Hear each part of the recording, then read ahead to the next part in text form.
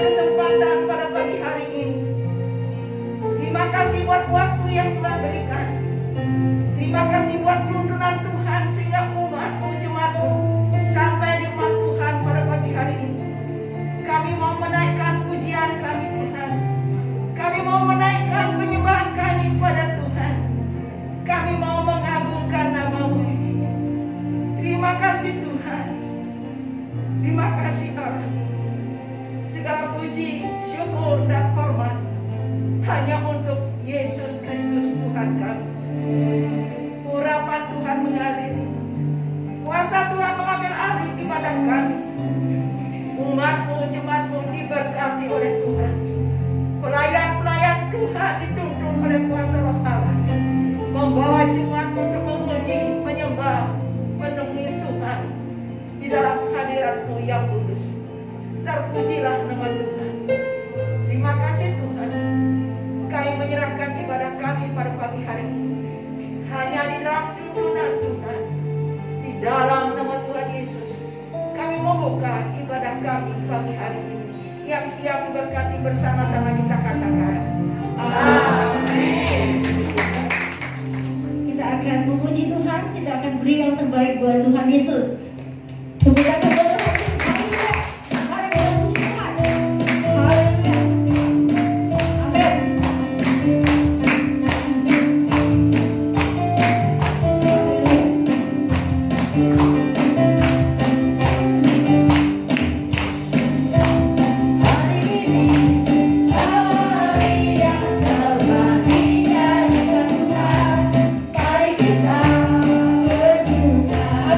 Hallelujah.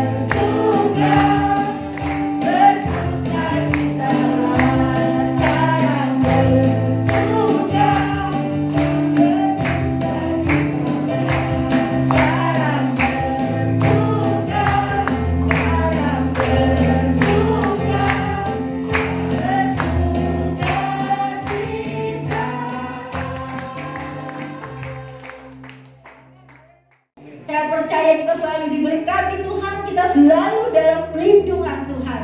Haleluya. Mari kita siapkan hati kita, hati dan pikiran kita untuk mendengarkan firman Tuhan.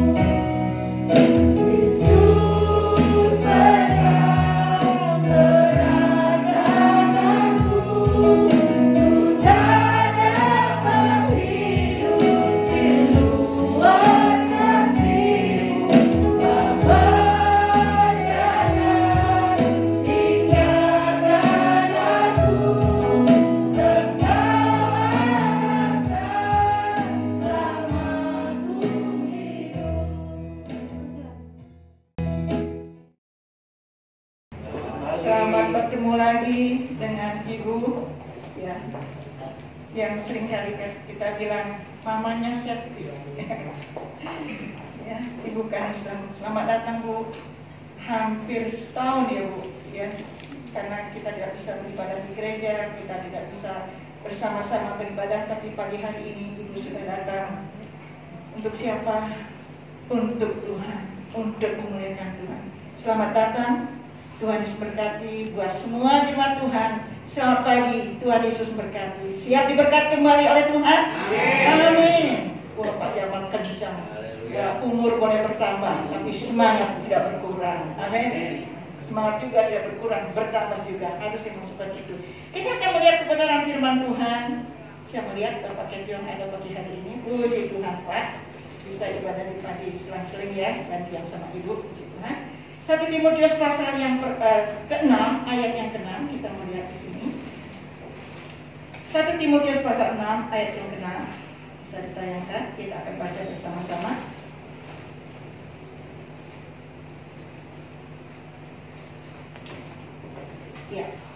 2, 3.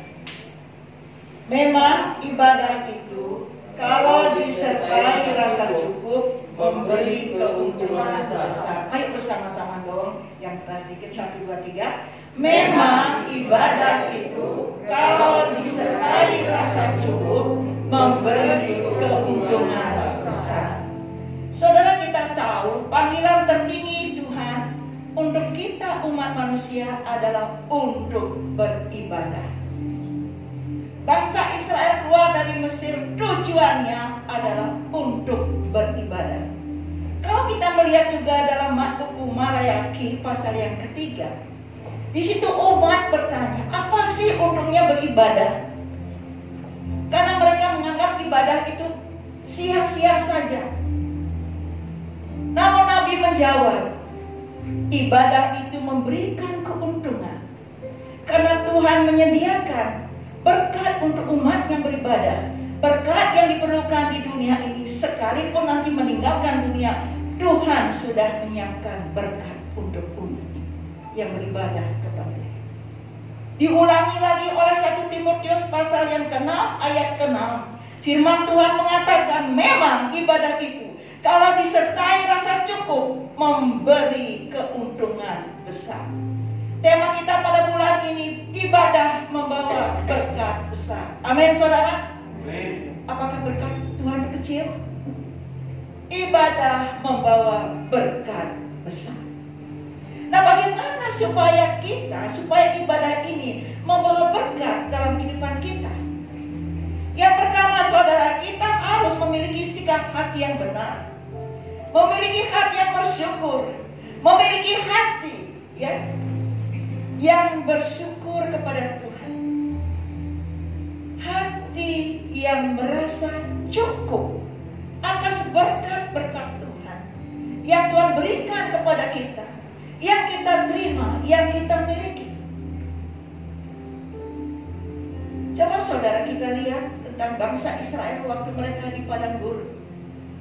Mereka keluar tujuannya adalah untuk beribadah di padang gurun, setelah itu menuju ke negeri Kanaan. Itu tujuan mereka.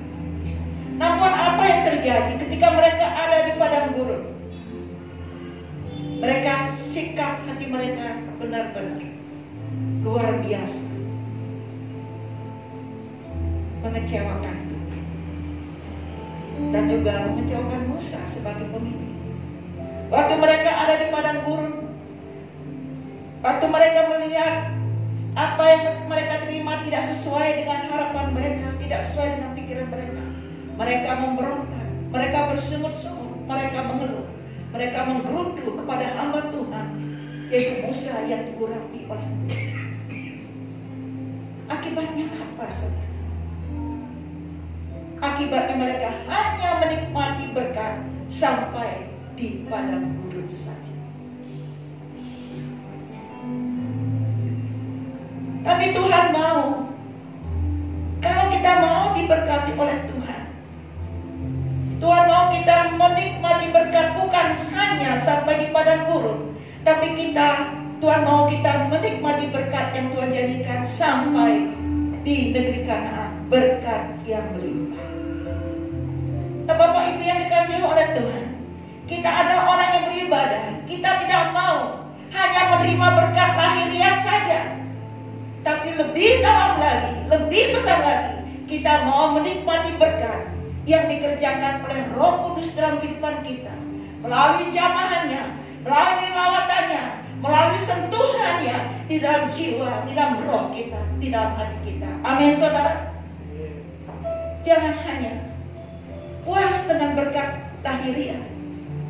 Cukup rumah sudah punya, kontrakan juga udah bagus, kendaraan ada, makan cukup. Jangan puas sampai di sana saja.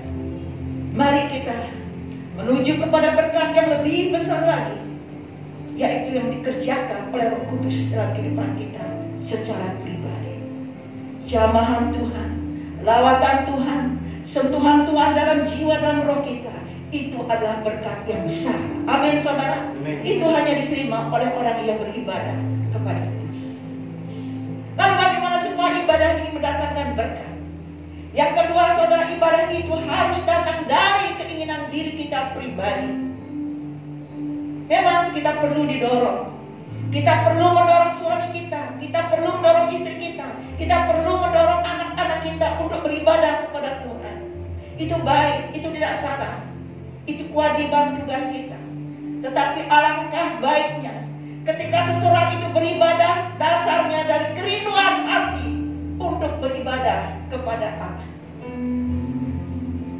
Kenapa, saudara? Karena orang terus didorong, dia sudah nggak mau beribadah, didorong. Memang itu penting. Tetapi kalaupun dia mau ke gereja, kalau dengan keadaan terpaksa dan merasa dipaksa, orang itu tidak akan menganggap ibadah itu kudus. Orang itu tidak akan menganggap ibadah itu mulia. Orang itu tidak akan menganggap ibadah itu agung. Mereka cenderung merasa ibadah ini gak penting karena terpaksa. Tetapi kalau mereka didorong dan ada kerinduan di hatinya, maka mereka pun akan beriman Tuhan. Dapat mengatakan, oh ini ibadah. Ibadah ini ibadah yang kudus. Ibadah ini adalah ibadah yang agung. Ibadah ini adalah ibadah memuliakan Tuhan. Tidak heran kalau orang datang ke gereja dengan terpaksa dan karena dipaksa. Mereka tidak mendapat apa-apa. Ke gereja gersang, berangkat ke gereja hatinya gersang, pulang juga gersang. Karena tidak menerima berkat yang besar itu. Karena tubuhnya saja ada gereja, tetapi hatinya menjauh daripada Tuhan. Siapapun mereka yang datang beribadah, kalau hatinya mendekat kepada Allah, orang itu pasti menerima berkat besar daripada Tuhan. Amin, saudara. Inilah yang perlu kita mengerti, saudara. Bapak Ibu yang dikasihi oleh Tuhan, ibadah itu kita tahu penuh dengan tantangan, gak mudah, penuh dengan tantangan. Ingat bangsa Israel, ketika mereka mau beribadah kepada Tuhan, mau beribadah di padang gurun atas perintah Tuhan, tantangan sudah mulai ada. Tantangan dari mana? Bukan orang dari kelas bawah, tapi dari petinggi negeri itu, Raja Firaun, menghalang-halangi mereka untuk beribadah, melarang mereka untuk pergi beribadah, menghambat mereka untuk pergi beribadah. Berulang-ulang kali sesuai dengan perintah Musa menghadap Raja Firaun agar mengizinkan umat Tuhan beribadah di padang gurun. Apa yang terjadi? Raja Firaun menekan mereka habis-habisan, menindas mereka. Pekerjaan sudah berat, hidup mereka sudah berat, namun diperberat lagi oleh Raja Firaun. Bukankah ini sebuah tantangan, merupakan tantangan bagi orang Israel ketika mereka mau beribadah? Secara pribadi, Musa adalah orang yang diurapi oleh Tuhan. Atas perintah Tuhan, Musa memimpin bangsa Israel untuk membawa mereka beribadah. Musa sendiri pun mengalami tantangan bukan saja dari luar, tetapi juga dari dalam, dari umat yang dia pimpin sendiri. Apa yang dilakukan oleh umat yang dia pimpin kepada Musa yang diurapi oleh Tuhan? Mari kita melihat, saudara, dalam Keluaran pasal yang ke-32 ayat yang ke-6. Keluaran pasal yang ke-32 ayat yang ke-7 sampai dengan ke-8, ya, 7 sampai 8. Keluaran 32 ayat 7 sampai 8. Demikian firman Tuhan. Berfirmanlah Tuhan kepada Musa, pergilah, turunlah, sebab bangsamu yang kau pimpin keluar dari tanah Mesir telah rusak lakunya. Ayat ke-8. Segera juga mereka menyimpang dari jalan yang kuperintahkan kepada mereka. Mereka telah membuat anak lembu tuanan, dan kepadanya mereka sujud menyembah dan mempersembahkan korban, sambil berkata, hai Israel, inilah Allahmu yang telah menuntun engkau keluar dari tanah Mesir. Bapak Ibu yang dikasihi oleh Tuhan, firman Tuhan berfirman kepada Musa, turunlah engkau dari gunung ini. Lihat umat yang kau pimpin. Perilaku mereka sudah rusak. Mereka membuat patung anak lembu. Patung itu mereka sembah. Mereka mempersembahkan korban bakaran kepada patung itu. Dan mereka mengatakan, inilah Tuhan yang memimpin kita keluar dari Mesir. Musa. Ketika Musa mendengar itu, pasti dia kecewa. Karena Tuhan jelas-jelas mengatakan dan mereka mendengar sendiri. Tuhan mau tidak ada Allah lain dalam kehidupan mereka. Tuhan tidak mau ada apapun selain daripada Tuhan yang mereka sembah. Tuhan tidak mau mereka membuat patung apapun untuk disembah. Tapi mereka melakukan. Mereka melanggar firman Allah. Tentu Musa kecewa. Kapan ini kejadiannya, saudara? Nah, waktu Tuhan menyuruh, memanggil Musa, Musa, kau naik ke Gunung Sinai. Akhirnya Musa meninggalkan umat yang dia pimpin. Enggak lama Musa meninggalkan. Enggak sampai 100 hari. 50 hari pun tidak. Bahkan belum genap 40 hari. Musa meninggalkan umat yang dipimpin. Umat Tuhan sudah berlaku rusak. Menyimpang daripada kehendak Tuhan.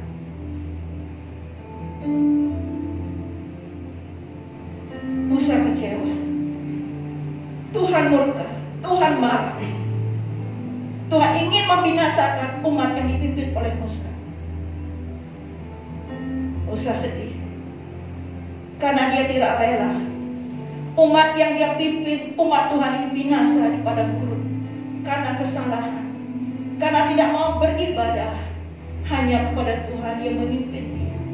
Mereka berani-beraninya mereka mengakui bahwa patung itulah yang memimpin mereka keluar dari Mesir. Padahal kita tahu, saudara, patung itu dibuat di padang gurun. Kok bisa-bisanya umat Tuhan mengatakan inilah Allah yang memimpin kalian keluar dari Mesir?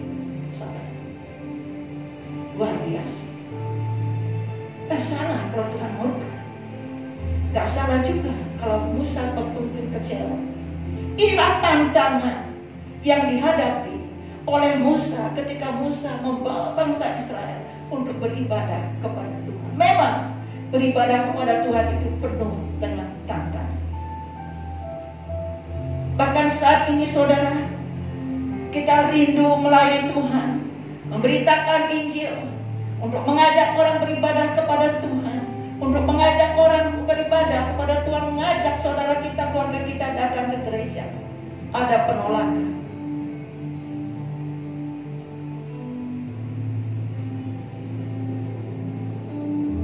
Emangnya aku tidak punya Tuhan? Macam-macam penolakan kita. Tantangan. Tapi kita sebagai anak Tuhan tetaplah bekerja, tetaplah melayani, tetaplah melakukan firman Allah sekalipun ada tantangan. Kita menyadari berapa tahun belakangan ini untuk beribadah di gereja kita menghadapi tantangan, bukan saja kita, umat Tuhan, bahkan seluruh orang mengalami tantangan untuk beribadah aja kita susah. Buka untuk gereja. Begitu kita buka, kita senang. Gak lama kemudian tutup, ada Omikron. Tantangan untuk kita. Tapi puji Tuhan, Tuhan masih berikan kita jalan untuk kita beribadah lewat Zoom. Untuk beribadah itu banyak tantangan. Belum lagi ada pekerjaan yang banyak di rumah yang harus kita tinggalkan, yang belum selesai. Mungkin bagi yang sekolah ada PR yang belum diselesaikan, hari Minggu, hari Senin harus sudah diserahkan. Ada banjir, ada hujan, membuat kita terhalang untuk beribadah. Itu tantangan. Bahkan ketika waktu kita di rumah bangun pagi pun, mau beribadah, mau berdoa, mau datang kepada Tuhan, ada tantangannya. Capek.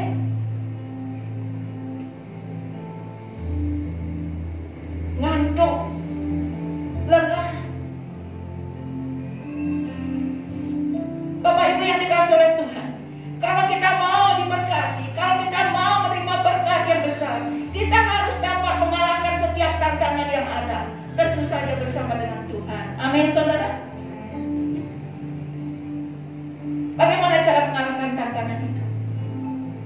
Kita harus ingat di dalam Keluaran pasal 20 ayat ketiga, tidak boleh ada arah lain untuk disembah selain daripada Tuhan. Kita harus beribadah, kita harus berdoa, kita harus datang kepada Tuhan. Bagaimana caranya supaya kita mendapat berkat yang besar? Kita harus dapat mengalahkan tantangan dengan cara mengingat bahwa Tuhan itu menunggu, Tuhan itu menanti kita, Tuhan itu menanti menunggu kedatangan kita untuk ada dalam hadirat Allah. Tuhan menunggu pujian saudara, penyembahan saudara secara pribadi kepada Allah. Tuhan mau mendengar apa yang saudara mau ceritakan kepada Dia. Tuhan mau kita masuk di dalam hadiratnya dengan tangan yang terangkat. Kenapa?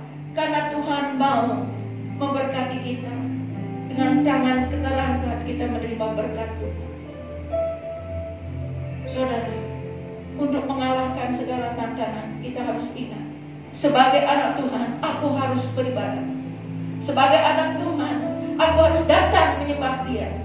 Sebagai anak Tuhan aku harus masuk dalam hadirat Allah. Sebagai anak Tuhan setiap hari aku harus terima berkat Allah.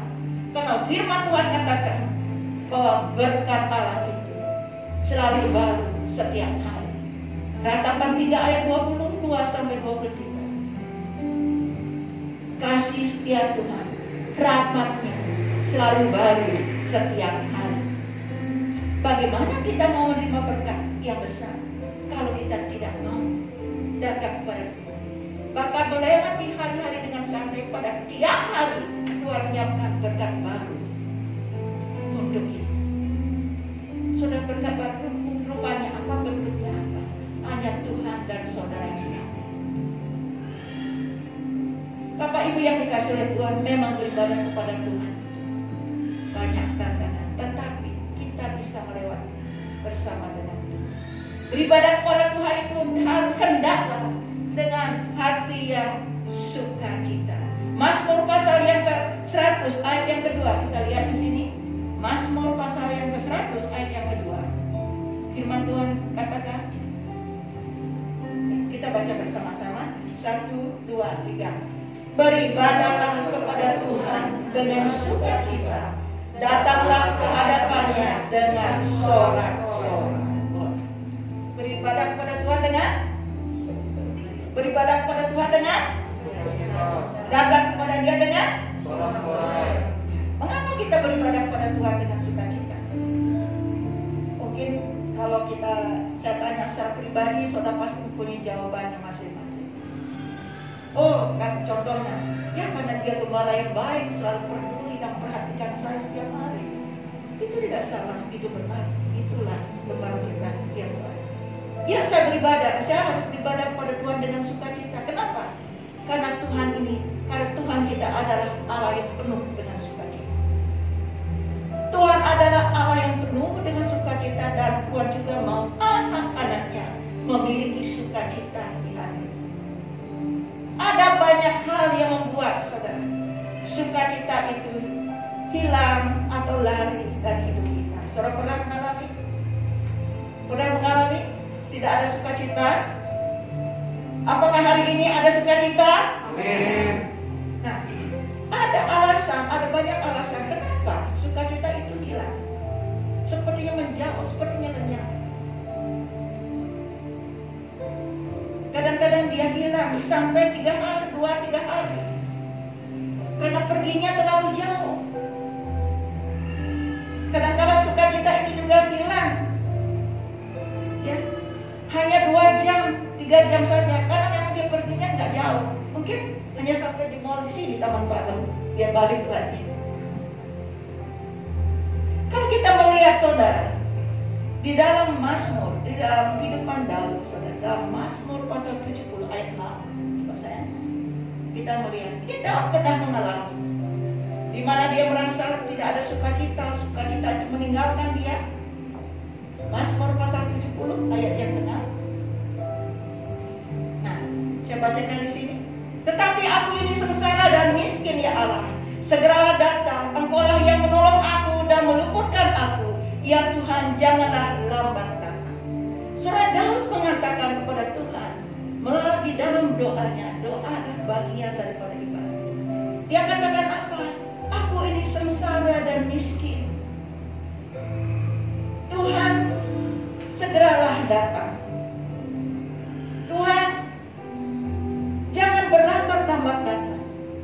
Segeralah tolong aku, luputkan aku. Apa yang dialami oleh Daud sehingga dia mengatakan, saudara, segera datang Tuhan, cepat Tuhan, tolong aku, jangan lambat Tuhan. Kalau kita melihat saudara, waktu dia berdoa ini, Daud dalam kondisi hatinya, dia saudara, dia ada di dalam kebutuhan yang mendesak. Kenapa? Karena musuh-musuhnya banyak. Musuh-musuhnya banyak, mengejar-ngejar dia, ingin membunuh dia. Lalu pertanyaan, apakah Tuhan ini segera menolong Daud? Apakah Tuhan segera datang kepada Daud memberikan pertolongan, meluputkan dia dari musuh-musuhnya? Kita tinggalkan dulu pertanyaan ini. Kita maju ke depan.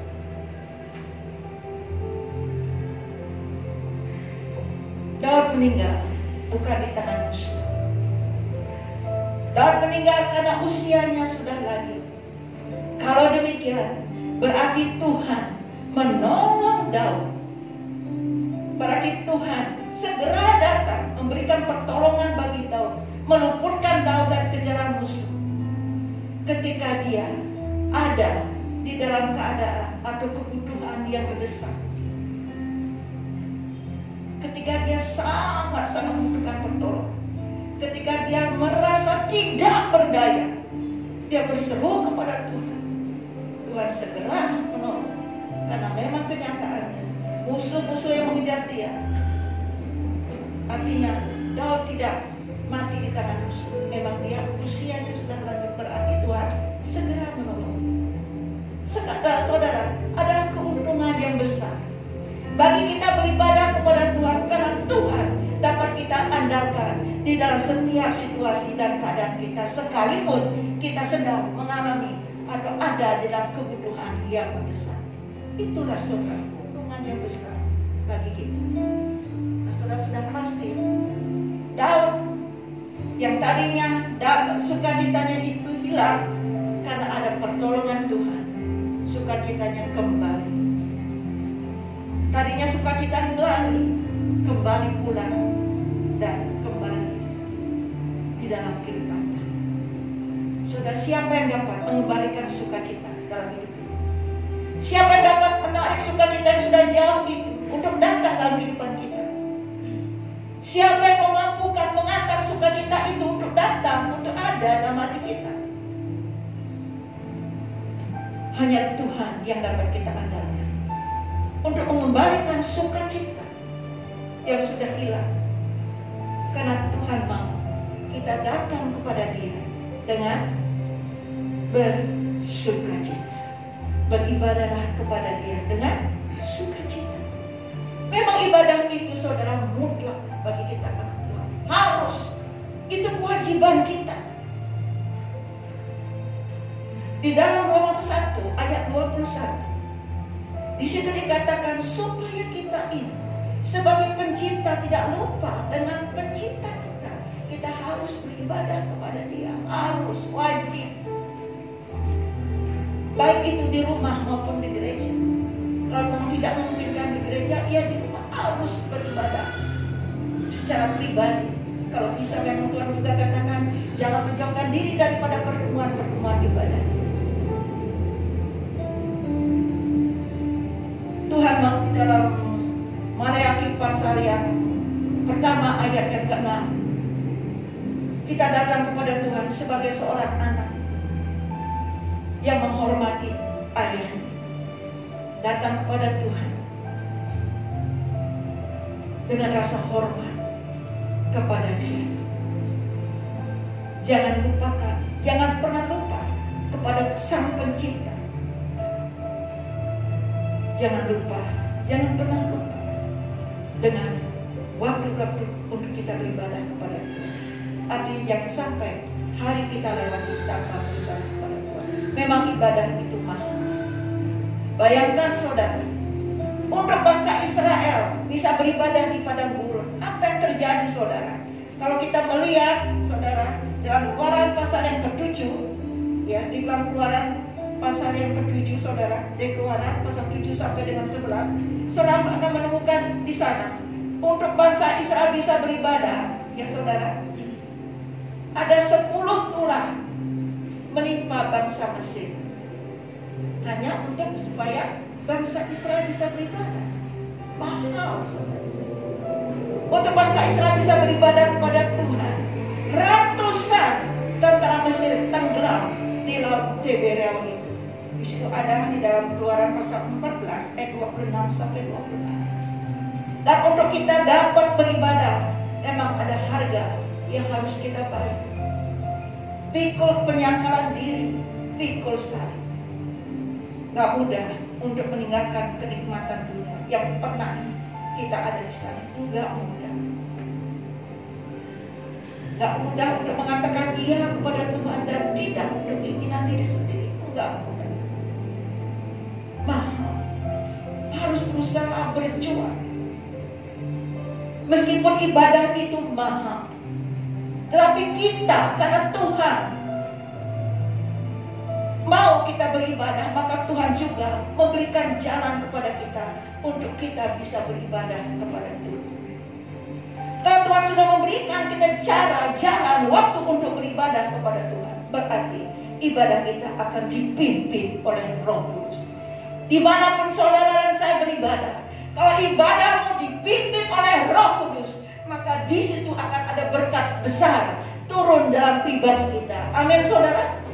Berkat, berkat, berkat. Bukan hanya berkat lahiriah, tetapi berkat rohani, berkat besar yang Tuhan berikan kepada kita.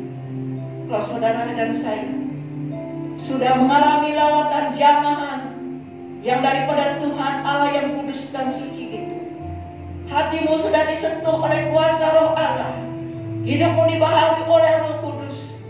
Saudara jangan puas di situ. Kita pelihara, kita jaga itu, supaya ibadah kita benar-benar memuliakan Tuhan dan berkat Tuhan bukan terus mengalir. Hati kita dibaharui, hati kita disentuh, roh kita disentuh, jamaah ilahi itu kita rasakan. Kita ada di dalam hadirat Allah. Kuasa Tuhan mengalir. Kiranya firman ini dapat kita mengerti dengan baik. Roh Kudus mampukan untuk kita menangkap, supaya kita tetap menghargai ibadah itu. Ibadah itu kudus, ibadah itu agung. Kita menghormati Tuhan dan menghargai sebuah ibadah, baik itu secara ibadah pribadi maupun bersama-sama.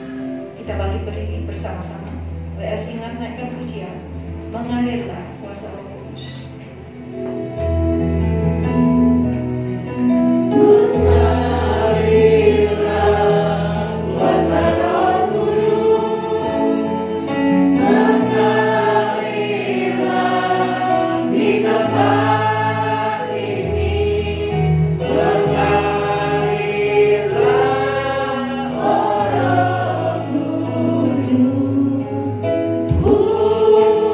Pulihkan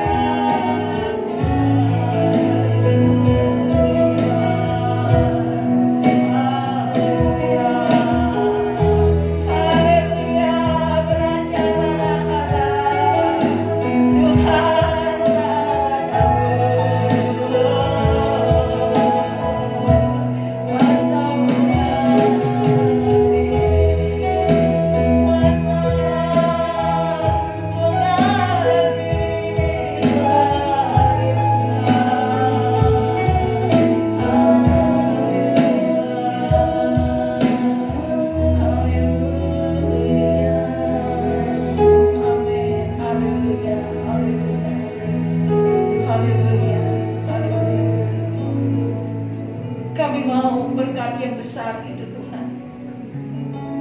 Kami mau setiap hari menerima berkat yang baru yang Kau berikan bagi kami. Sentuhan kuasa-Mu Allah. Jamahan kuasa-Mu Tuhan. Lawatan-Mu dan hadirat-Mu itu adalah berkat besar yang kami rindukan, yang kami tunggu, yang kami nantikan, yang kami imani. Terima kasih Tuhan. Kiranya hati kalau ada sumur-sumur, ada kemarahan, ada kekesalan, ada kekecewaan, Tuhan jamah supaya kami dapat menerima berkat Allah yang besar itu. Kami tidak mau puas sampai berkat di padang gurun. Kami mau berkat yang melimpah dari Roh Kudus. Tolong kami setiap tantangan yang ada dimampukan oleh Roh Kudus untuk kami menghadapi, mengalahkan dengan cara mengingat bahwa kami harus beribadah. Kami harus datang kepada Allah. Kami harus menghormati Engkau. Dan kami harus menerima berkat yang baru itu supaya kami kuat di dalam Engkau. Kalau ada saat ini di antara kami yang kehilangan sukacita, sukacita itu lari pergi lenyap daripada kehidupan kami. Oleh karena satu dan lain hal, Tuhan, segeralah datang. Jangan berlambat-lambat. Kembalikan sukacita itu Tuhan. Karena kami mau beribadah kepada Tuhan dengan hati yang penuh sukacita. Kami tidak mampu mendapatkan sukacita itu, tapi Roh Kuduslah yang memampukan, yang dapat mengembalikan sukacita itu. Terima kasih Tuhan. Ibadah ini mahal, namun kami bersyukur Tuhan berikan kami berkat jalan keluar untuk kami tetap dapat beribadah, dipimpin oleh Roh Kudus, dipimpin oleh kuasa Tuhan. Tuhan memberkati kami. Terima kasih Tuhan. Terima kasih. Kita naikkan pujian ini kembali saudara, mengalirkan haleluya, haleluya.